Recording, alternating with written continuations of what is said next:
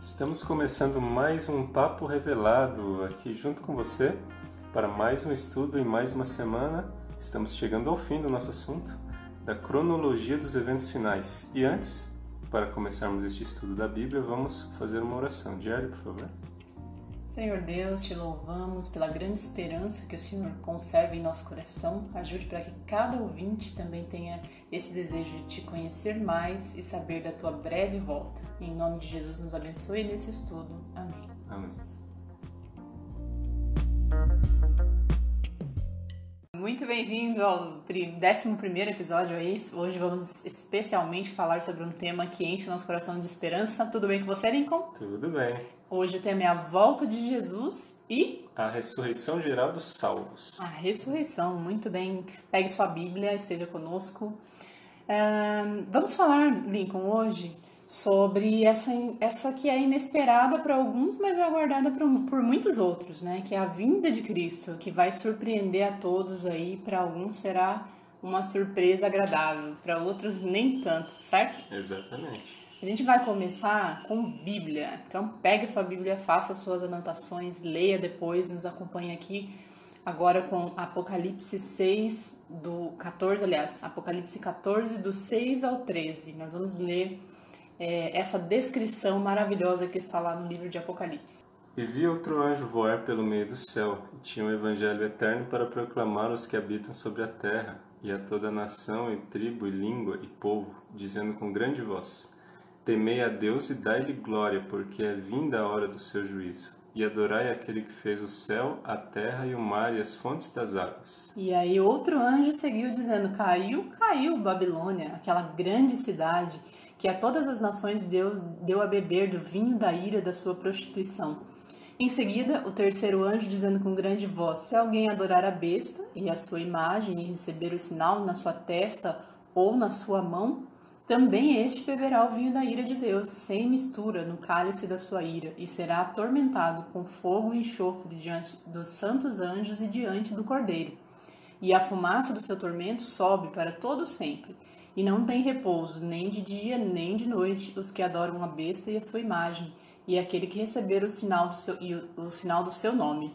Então aqui está a paciência dos santos, aqui estão os que guardam os mandamentos de Deus e a fé em Jesus. E ouvi uma voz do anjo do céu, que me dizia: escreve, bem-aventurados os mortos, que desde agora dormem no Senhor. Sim, diz o Espírito, para que descansem dos seus trabalhos e das suas obras as suas obras os seguem. Então esta é a última mensagem de Deus para o mundo, né? Que é o Evangelho eterno, e ele deve ser pregado a todas as nações, né? Justo agora, no tempo do fim, especialmente, né? As 3 mensagens angélicas que a gente acabou de ler, elas não são mensagens populares, nem agradáveis de se ouvir. Exato. Porque pode ser que muitos considerem um assunto pesado demais para ser falado. Mas a gente tem que ter sempre em mente que essa mensagem ela fala da nossa maior esperança, como a gente está dizendo até agora, que é a volta de Jesus. E ela nos guarda de sermos envolvidos dos enganos de Satanás, né? Então a gente leu aqui agora que o primeiro anjo ele anuncia que o juízo celestial já começou. Né? Toda a nossa vida ela vai ser passada a limpo nesse juízo de Deus, né? Começando pelos mortos e depois os vivos. Tudo que nós fizermos nessa vida, seja de bom, seja de ruim, seja escondido, seja à vista de todos, tudo vai ser revelado. E todos nós somos pecadores, nós merecemos a morte, como diz em Romanos 6:23, né? O salário do pecado é a morte. Mas se aceitamos a Jesus como nosso Salvador pessoal, a gente vai ser justificado e vai ser salvo. E ainda tem outras 2 mensagens, né, Nico? Então, quando o segundo anjo, ele continua dizendo: caiu Babilônia, né? O poder representado pelo governo de Satanás terá fim, ele será destruído. Não devemos fazer parte do lado derrotado, né? E sim do quê? Do lado vencedor, do lado de Cristo Jesus. Amém. Na sequência, o terceiro anjo também mostra que se alguém insistir em continuar pecando e levando uma vida aí, né, de desobediência a Deus, terá então que sofrer as consequências dessa escolha. A ira de Deus, ele vai castigar, na verdade, essas pessoas sem misericórdia, né? Aqui a gente está vendo um Deus de juízo. E não, eu não quero sofrer essa ira, né, Lincoln? Eu não sei quanto a você, mas eu quero estar do lado vencedor, não quero sofrer a ira de Deus. Exatamente, a gente passou por todos esses estudos do Apocalipse E por vezes alguém pode sentir medo, né, de tudo aquilo que ainda vai acontecer pela frente. Mas uma coisa é certa, você sofrer a ira de Deus é a pior coisa possível, porque vai ser o castigo eterno ali para você. Sem dúvida. Não tem mais chance, né? Não tem mais chance. A partir daí já está decidido. Sim, e continuando a leitura, a gente está em Apocalipse 14 e aparece um outro anjo que anuncia uma outra mensagem gloriosa.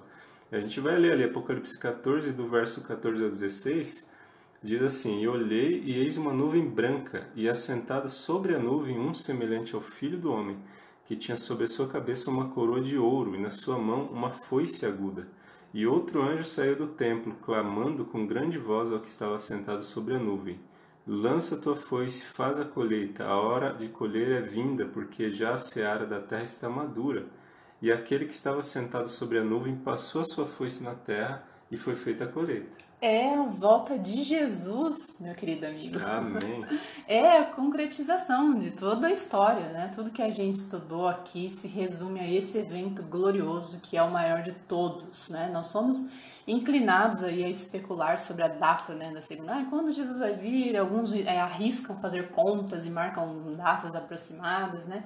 E isso acontece desde o início, lá em Mateus 24:3, você pode ver depois, que os discípulos já perguntavam isso para Jesus, né? Embora nós tenhamos os sinais bem claros na Bíblia, também nós temos o espírito de profecia, que nos aponta para a beleza e a grandiosidade desse evento, né? Sim. Então, assim, você acredita nisso? Você que está acompanhando a gente aí, já são 11 episódios, né? O que é melhor? É pensar que nós podemos aqui continuar vivendo nessa terra, esperando esse tal novo normal que todo mundo fala? Ou olharmos para a volta de Jesus, né, para vivermos eternamente com Ele? A escritora norte-americana Ellen White teve uma visão da volta de Jesus, né, e ela descreve essa cena lá no seu livro Grande Conflito, na página 641. Ela diz de maneira grandiosa, a gente vai ler aqui para vocês como foi essa visão. Ela diz assim: Em solene silêncio, os santos olham para a nuvem, enquanto se aproxima da terra, mais e mais brilhante e gloriosa, até se tornar grande nuvem branca, mostrando na base uma glória semelhante ao fogo consumidor e encimada pelo arco-íris do concerto.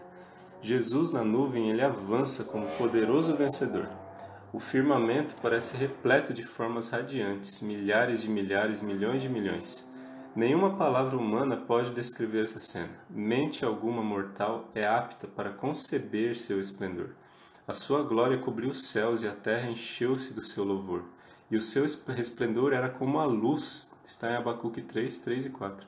Aproximando-se ainda mais a nuvem viva, todos os olhos contemplam o príncipe da vida.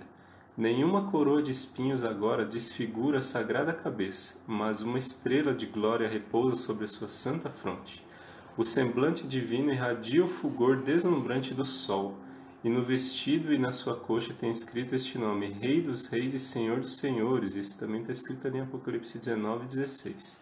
Exatamente. Cessaram os gracejos dos ímpios, diz ela. Calaram-se os lábios mentirosos, o choque das armas, o tumulto da batalha. Silenciaram. Nada se ouve agora senão a voz de orações e o som de choro e lamentação. Dos lábios que tão recentemente zombaram, irrompe o clamor. É vindo o grande dia da sua ira, e quem poderá subsistir? Os ímpios suplicam para que sejam sepultados sobre as rochas das montanhas, em vez de ver o rosto daquele que desprezaram e rejeitaram. A voz de Jesus penetra no ouvido dos mortos, eles a conhecem e são ressuscitados. Os vivos justos e os santos ressuscitados unem as vozes em prolongada e jubilosa aclamação de vitória. Cristo veio para ressuscitar aquilo que, para resgatar e restaurar aquilo que havia perdido. Ele mudará nosso corpo vil, modelando-o conforme o seu corpo glorioso. As formas mortais, corruptíveis, destituídas de beleza, poluídas pelo pecado, tornam-se perfeitas, belas e imortais. Todos os defeitos e deformidades são deixados no túmulo. A voz de Deus, eles foram glorificados e agora tornam-se imortais, e com os santos ressuscitados são arrebatados para encontrar o Senhor nos ares. Que grande descrição dessa autora norte-americana Ellen White, sim. Isso foi escrito há mais de 100 anos atrás. Né? Realmente ela foi uma mulher inspirada por Deus ali. E a Bíblia confirma isso também, porque na verdade a nossa base sempre é a Bíblia, a nossa base de estudos. E em 1 Tessalonicenses, no capítulo 4, versos 16 e 18, veja como a descrição é muito parecida com o que a gente acabou de ler. Diz assim: porque o mesmo Senhor descerá do céu com alarido, ou seja, com grande barulho ali, com sons, e com voz de arcanjo, e com a trombeta de Deus. E os que morreram em Cristo ressuscitarão primeiro. Depois nós, os que ficarmos vivos, seremos arrebatados juntamente com eles nas nuvens, a encontrar o Senhor nos ares, e assim estaremos sempre com o Senhor. Portanto, consolai-vos uns aos outros com essas palavras. Engraçado, né, Lincoln? Fazendo um parênteses, esse é um verso que realmente nos diz que não será secreto, né? E não será um arrebatamento secreto, mas será o quê? Com som de alarido, de trombeta, né? Nós seremos ali, todo mundo vai ver, todo olho verá, né? E aí a gente pode ver que a nossa mente tem essa tendência de acreditar o quê? Naquilo que consegue ver, naquilo que consegue tocar, né? E aqui está um dos princípios, ou melhor, dos principais pontos que levam muitos a duvidarem da volta de Jesus, desse evento, né? Alguém já viu um morto ressuscitando? Difícil, né? Você já viu algum anjo voar pelo céu? Ou um rei, como você acabou de ler, vindo sentado numa nuvem, né? Talvez o nosso subconsciente não acredite nessas coisas. Exatamente. Mas então, qual que é a solução para isso? De novo, Bíblia. A Bíblia responde, a Bíblia sempre deve ser estudada e ser compreendida por ela mesma. E ela vem lá e nos diz, esse verso nos diz, né? Ora, a fé, ela é o firme fundamento das coisas que se esperam e a prova das coisas que não se veem. Existe também, né, uma frase que diz assim, para os que não creem em Deus, você já deve ter ouvido essa frase por aí, né? Para os que não creem em Deus, nenhuma explicação é possível. E para os que creem, nenhuma explicação é necessária, né? Então esse verso que a gente acabou de ler está lá em Hebreus 11, verso 1, para você conferir na sua Bíblia. Então, olha só, você perguntou, né? Como é possível acreditar numa coisa que muitas vezes a nossa mente não consegue nem conceber essa ideia, né? É aí que entra a fé. Né? E o que é a fé? Você acabou de ler, em Hebreus 11, verso 1. Então, nós acreditamos porque confiamos e conhecemos. Pela fé, a gente deve acreditar que a volta de Jesus ela vai ser real. Porque aqueles que não creem, que não acreditam, porque não conhecem Ele. Eles não se relacionam com Jesus. Exatamente. Né? E aí vem aquela pergunta, você quer viver eternamente? Você quer viver em alegria para sempre? Você quer rever pessoas queridas que já morreram? Um ente querido, um amigo, quem quer que seja? Né? Você quer viver sem nunca mais sofrer? Sim. Então você pode ter essa certeza pela fé que um dia isso vai acontecer. E esse dia ele está muito próximo. Né? Jesus ele disse ali em João, capítulo 14, no verso 3... E quando eu for e vos preparar lugar, virei outra vez e vos levarei para mim mesmo, para que onde eu estiver, estejais vós também. Então a fé, ela não é um sentimento, a gente não deve esperar ter vontade, essa vontade de buscar Deus, né? Porque a nossa natureza, ela está voltada para o pecado. Então tudo que é bom vem de Deus, isso está em Tiago 1,16, não vem de nós. E Paulo ele fala também em Romanos 7, verso 15, ele diz assim, o que eu quero eu não faço, e o que eu não quero, isso faço. Exato. Ele faz o que ele não quer. Então a gente só pode deixar a incredulidade, né, quando a gente substitui isso por coisas boas, coisas que vêm de Deus, né, como está descrito também ali em Romanos, no capítulo 12, no verso 2, onde diz assim, não vivam como vivem as pessoas deste mundo, mas deixem que Deus os transforme por meio de uma completa mudança na mente de vocês. E assim vocês conhecerão a vontade de Deus, isto é, aquilo que é bom, perfeito e agradável a Ele. Exatamente. O campo de batalha é a nossa mente, né? Por isso que é importante você alimentar a sua mente com as coisas do céu, com a Bíblia. Você vê quantos versos nós, durante todos esses episódios, nós trouxemos aqui para você refletir. É Bíblia, né? Então alimente a sua mente com as coisas do céu. Porque que outras razões você ainda tem, né? Você ainda espera ter para acreditar que Jesus vai voltar na nossa geração? São inquestionáveis, né, Lincoln? Exatamente. Tantas coisas acontecendo, sinais. Exatamente, são sinais inquestionáveis que a Bíblia deixa para nós, né? Então você e eu, nós vemos o que? A natureza clamando, a gente vê o aumento da criminalidade, da corrupção, da imoralidade, do materialismo, paganismo, aumento da ciência, né? Da apostasia. Quantas coisas, né? A gente vê as guerras acontecendo, o ocultismo aumentando, as doenças, a gente está vendo aí essa pandemia agora. Então são razões, né? São sinais E tudo isso você acompanha aqui com a gente, você tem acompanhado pela Bíblia, e você vê que Deus é um justo juiz e não quer que ninguém se perca, que ninguém fique sem aviso, né? Nós lemos lá em 2 Pedro 3:9, o Senhor não demora em cumprir a sua promessa, como julga alguns, mas pelo contrário, Ele é paciente com vocês, conosco, né? Não querendo que ninguém pereça, mas que todos nós cheguemos ao arrependimento, meu querido amigo. Então, quando Ele vier para você, será uma bênção ou será uma maldição? Né? Se você não receber Deus como um Salvador, você já estará sob a ira de Deus. A escolha é sua. Mas eu te peço, né? E Deus te pede, Deus clama para você, decida por Ele. Em 1 Coríntios 16:22, nós lemos: Maranata, vem logo, Senhor Jesus. Amém. Amém. Né? Então, nós estivemos aqui em mais um episódio. Na semana que vem, nós vamos falar sobre o arrebatamento e sobre os 1000 anos. Né? E na outra semana, na próxima, a gente vai falar sobre a nova terra. Então, nós vamos chegar ao fim dessa nossa primeira temporada, né? Onde nós apresentamos aí a cronologia dos eventos finais segundo a Bíblia. Mas a gente vai ter novidade, né, Nico? Vamos ter novidades aí pela frente.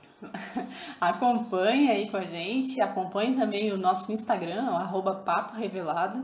Lá a gente vai postando alguns outros versos para sua reflexão. E depois, quem sabe, vem uma segunda temporada aí, já dando um spoiler aqui, viu, Lincoln? Como que vai ser essa segunda temporada. E a gente também vai disponibilizar para você lá no Instagram esse cronograma, né? Essa cronologia que nós fizemos aqui.